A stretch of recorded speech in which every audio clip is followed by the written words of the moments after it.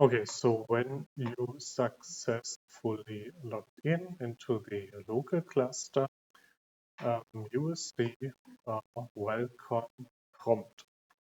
Welcome prompt is like text that is given to you before you can do anything here at the last line.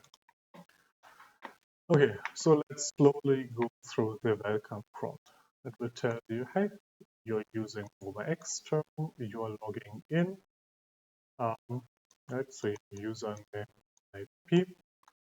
Then what else? Welcome to your build to 22. Here is some help for you. You should update. However, I'm the system administrator. You will be just a user. You cannot update anything except your own packages. So I really should update this a little bit. 70 additional security updates. I should do that. Then important commands to move around to get started to the Unix environment or Ubuntu. CD change directory, right? And so look, dir is here in caps, dir is here.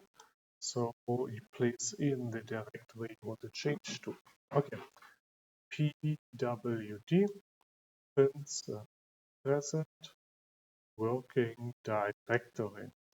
mkdir make a directory. ls lists everything in a directory. Grep look for something, right? Something in a file. Good. Tail gives the last lines of a file. Head gives the first few lines. So we have the head of a file and the tail of a file. And these commands give that. Then man you, right? And let's put a command here so you see the help. And exit is to shut down everything. Good. So this is basic Linux.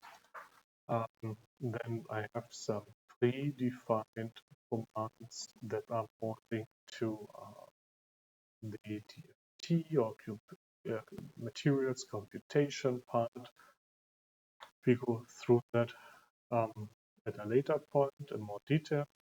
Then we have commands for the queuing system. I may or may not need to update this a little bit. Right? And then I should check my queue. Let me see. Check my queue. Still working. Check my queue.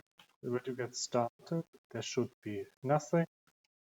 Well, I have a few calculations running. Right. Right. Yeah. We do high throughput. We will come to this later. Can I scroll down again? No. No. Mobile external. Oh, no. No. Okay. Hands are free. I'm not doing anything. Okay. Up. Up. Okay.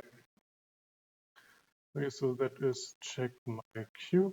You get quota, meaning from the entire hard disk, I will only give you like 10 gigabyte. 10 gigabyte are more than enough for what we do here. We have a text editor and we have a file manager. But in principle, you have everything you need already with the Linux command above here. However, they're all command line based, so like text and output like this. Now, what's important to note is we are using an HPC setup, meaning we have one computer to log in, right? And all the users share this resource. And this one computer is connected to computing nodes. Right? The computing nodes are separated from the internet. So you cannot directly go there. You also, as a user, are not allowed on the computing nodes. So how do we send our calculation from the login node to the computing node? Well, we will use the so-called S batch or Slurm queue. The Slurm queue is a program on the login node and on all the compute nodes that manages the calculation for us. And we will have a so-called queuing system.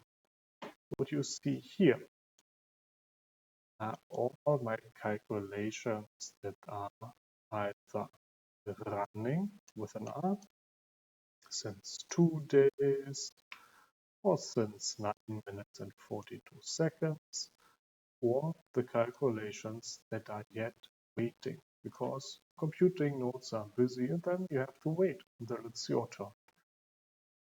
Okay, so if we want to know more about sbench, we use the man or manual command. Get the manual, right? And it tells you here, okay, name, sbench, very good. Synopsis, yes, this is how you use it. Options, define multiple jobs in the core, schedule, heterogeneous job, and so on, right? The documentation is extensive.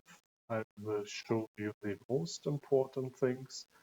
If you want to know more or are curious about some of the options to get more details, right? You can go here to the documentation, you can go to Google, or ask me.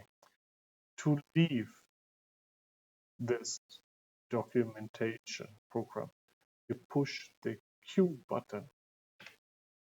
Done. To leave the server, you type exit, enter, and you're logged out.